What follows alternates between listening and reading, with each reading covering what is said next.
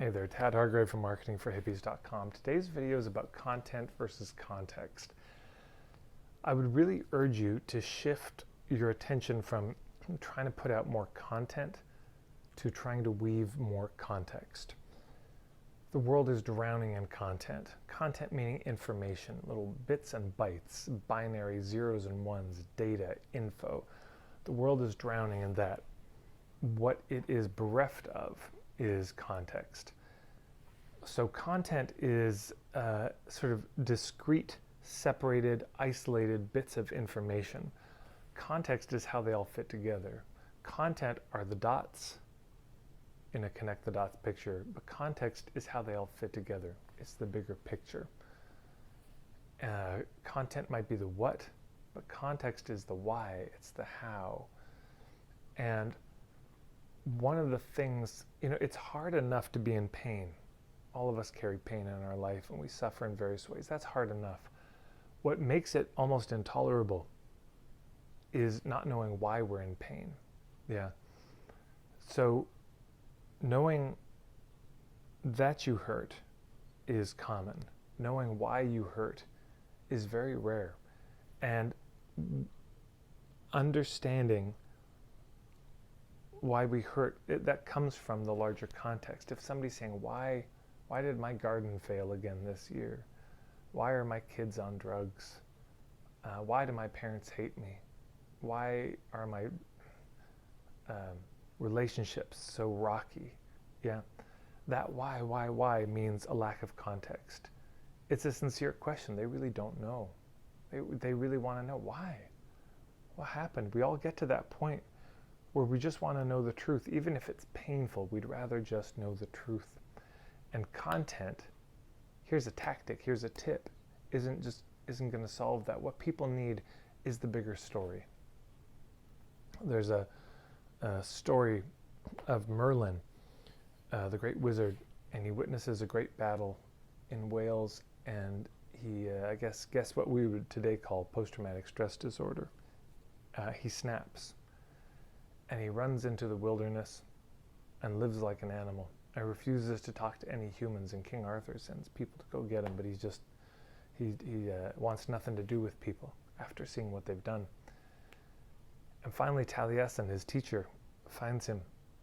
And because Merlin trusts him so much, he's willing to not run away, stay close. And he looks at Taliesin and he asks this question: why is there weather? And Taliesin sees what's happened. He sees that there's been a break. He's lost the plot, literally. There's been a break in the sacred story. And so Taliesin tells him the story of the origins of the world from the very beginning until that moment. And when that sacred context is restored, so is his sanity. And he's willing to come back to the court. So people need context. They don't need, they need the content too. But the content is useless without context.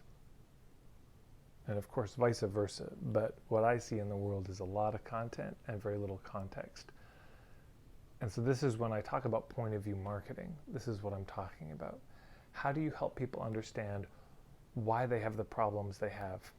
How it came to be that way? Stephen Jenkinson asks a beautiful question of, what befell a people that this is what happened, that this seemed like a good idea, that this seemed like the best solution possible? When we understand the context, historically, culturally, personally, it allows us to make a proper diagnosis of what's actually going on. And if we have the right diagnosis, we can write the right prescription. But without the right diagnosis, without the context, it's random content we use to try to address it. And random flailing attempts are not going to solve it, or not as quickly as it could. When you understand the context of why something's happening, you can pinpoint something. And this is what our people are craving, and of course this is what we crave too. But our people are craving this from us. Whatever it is, the problem that you solve, the result you help them offer, they don't want to waste time. They want to get there as quickly and steadily as possible. They want a result that's going to work. And the only way they're going to really trust that it works, is if they understand the larger context. And I think that's what most of marketing should be, is making the case not for them to buy from us, but for a perspective, a point of view, a context. So there you go. If you want more help with point of view marketing, I've written an ebook about that you can check out.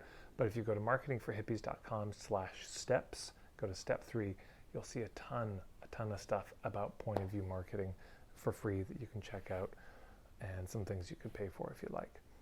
So there you go. Hopefully that's of use to you, and we'll see you down the road. You can follow me on Instagram at marketingforhippies, and if you subscribe to these videos, you'll be kept up to date on everything I do. Oh, and if you want to get emails from me, just go to marketingforhippies.com/starter-kit, and you'll see all the things you'll get if you join my email list, including the full footage of my day-long workshop. That's all.